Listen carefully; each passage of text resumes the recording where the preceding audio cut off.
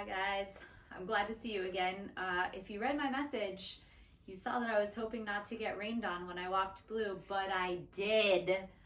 I don't know what's going on these days. But anyhow, it's a great day to finish our book. So yesterday we read up to page 281. We read the section called Nest. It sounds like Ivan is starting to make a new life for himself in the new place, and he's starting to be maybe more like his true self. So let's hear what happens in the end of The One and Only Ivan. We're on the section called More TV, which is on page 282 if you happen to have your book with you and not at school. Here we go. More TV. Maya wants me to go back to my glass cage. I can tell because she's tempting me toward the door with a trail of tiny marshmallows. I try to ignore her. I don't want to leave the outside. It's a cloudless day and I've found just the right spot for a nap. But I relent when she adds yogurt raisins to the trail. She knows my weaknesses all too well. In the glass cage, the TV is on. It's another nature show. Jerky and confused, unfocused. I expect to see gorillas, but none appear. I hear a shrill sound, like a toy trumpet. My heart quickens. I rush close to the screen, and there she is, Ruby. She is rolling in a lovely pool of mud with two other young elephants. Another elephant approaches. She towers over Ruby. She strokes Ruby, nudges her. She makes soft noises. They stand side by side, just the way Stella and Ruby used to do. Their trunks entwine. I see something new in Ruby's eyes. And I know what it is. It's joy. I watch the whole thing, and then Maya plays it again for me and again. At last, she turns off the TV and carries it out of the cage. I put my hand to the glass. Maya looks over. Thank you, I try to say with my eyes. Thank you.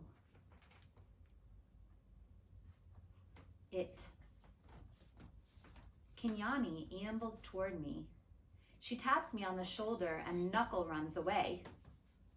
I watch her, arms crossed over my chest. I'm careful not to make a sound. I'm not sure what we're doing. She ambles back, shoves at me, dashes past, and then I realize what's happening.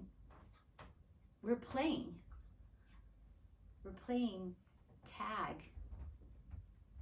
And I'm it. Romance.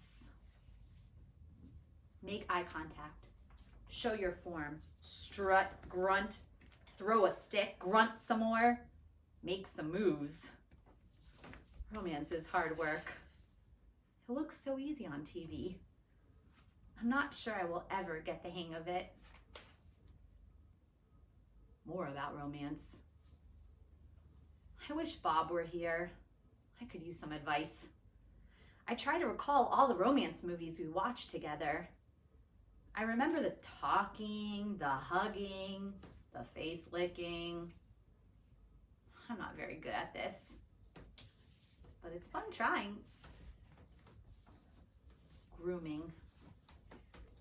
Is there anything sweeter than the touch of another as she pulls a dead bug from your fur?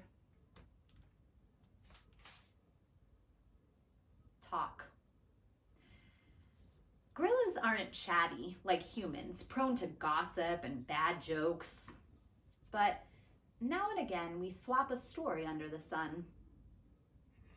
One day, it's my turn. I tell my troop about Mac and Ruby and Bob and Stella and Julia and George, about my mother and father and sister. When I'm done, they look away, silent. Kenyani moves closer. Her shoulder brushes mine, and we let the sun soak into our fur. Together. The top of the hill. I've explored every nook and cranny of this place, except for a hill at the far end where workers have been repairing a wall. They're finally gone. They've left behind fresh white brick and a mound of black dirt. While the others laze in the morning sun, I want to explore the hilltop. They've been there before, and I have not. Everything is still fresh to my eyes. I take my time going uphill, savoring the feel of grass on my knuckles. The breeze carries the shouts of children and the drowsy hum of bumblebees. Near the top of the hill is a low-limbed tree, the kind my sister would have loved. The wall is endless, clean and white, stretching far down to the habitats beyond my own.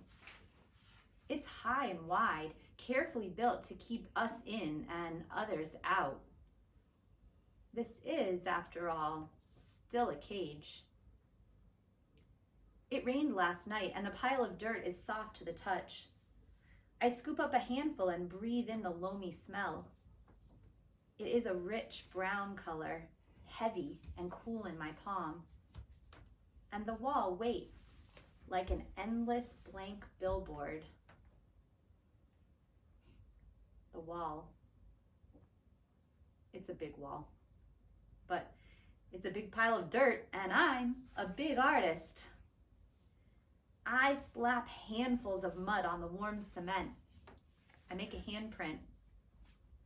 I tap my nose with a muddy finger. I make a nose print.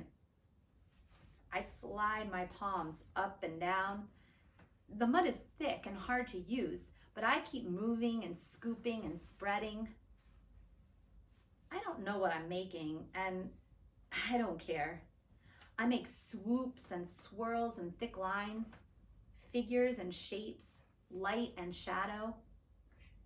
I'm an artist at work. When I'm done, I step back to admire my work, but it's a large canvas and I'd like to get a better view. I go to the thick-limbed tree and grab the lowest branch.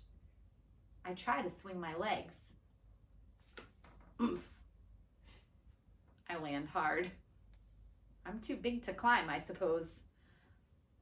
I try again anyway, and this time I pull myself onto the first limb, gasping for breath. One more limb, two, and I can't go any farther. Perched halfway up the tree, I see my troop, still dozing contentedly. I take in the wall, splattered and splashed with mud. Not much color, but lots of movement. I like it. It feels dreamy and wild, like something Julia might have made. From my seat in the tree, I can see beyond the wall. I see giraffes and hippos. I see deer with legs like delicate twigs. I see a bear snoozing in a hollow log. I see elephants. Safe. She's far away, belly deep in tall grass, with others by her side. Ruby. She's here, Stella, I whisper. Ruby's safe, just like I promised. I call to Ruby, but the wind tugs at my words, and I know she'll never hear me. Still, Ruby pauses for a second, her ears spread wide like tiny sails. Then, with lumbering grace, she moves on through the grass. Look at this wonderful picture. She's so cute and happy.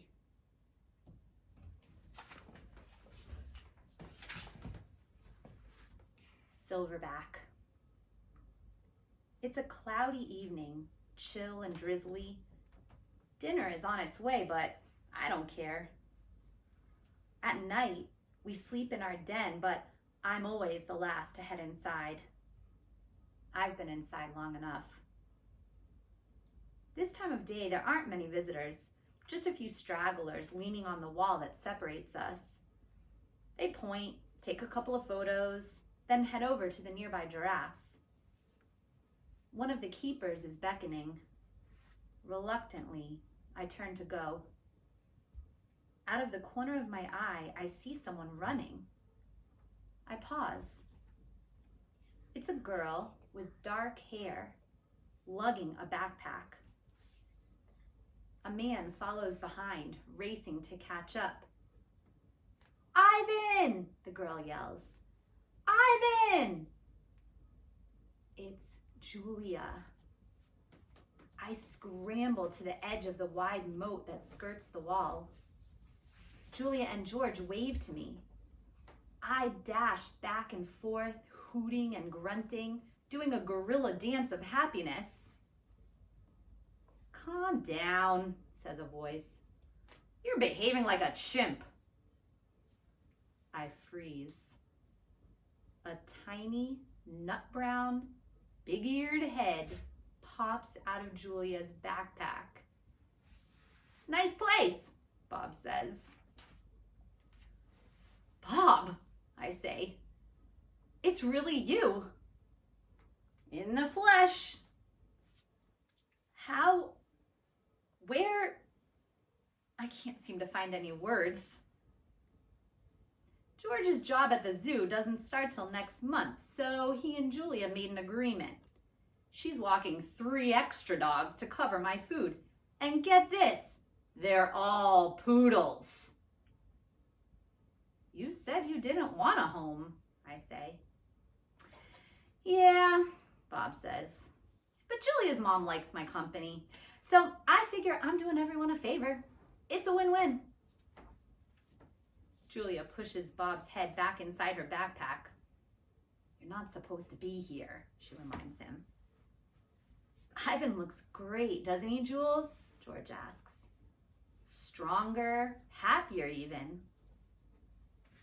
Julia holds up a little photo, but it's too far away for me to see. "It's Ruby, Ivan. She's with the other elephants now, because of you." I know, I want to tell her. I saw with my own eyes. We stare across the expanse that separates us. After a while, George pats Julia's arm. "Time to go, Jules."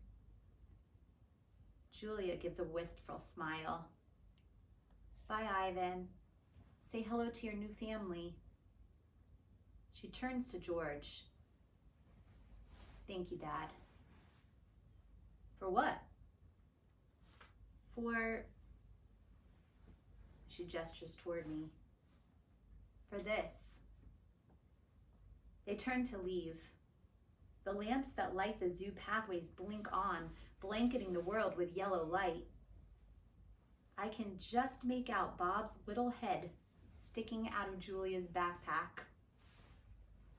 "You're the one and only Ivan," he calls. I nod, then turn toward my family, my life, my home. "Mighty Silverback," I whisper. Look at this.